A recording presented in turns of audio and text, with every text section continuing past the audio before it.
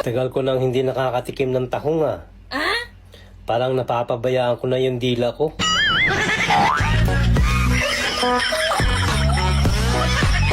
Bakit ka nga pala pumipikit pag hinahalikan? Siyempre, para mafe-feel ko at ini-imagine ang kagwapuhan. Andito naman ako eh.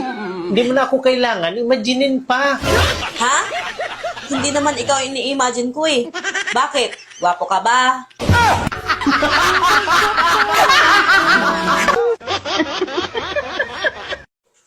Araw-araw ka na lang late umuwi ah. May babae ka ba? Hindi naman nawala sa lalaki yun eh. Mas maganda yung nagsasabi ng totoo kaysa magsisinungaling sa'yo.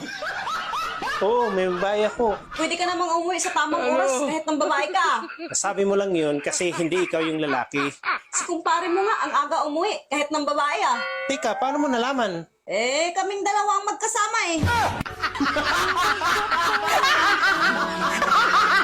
Na!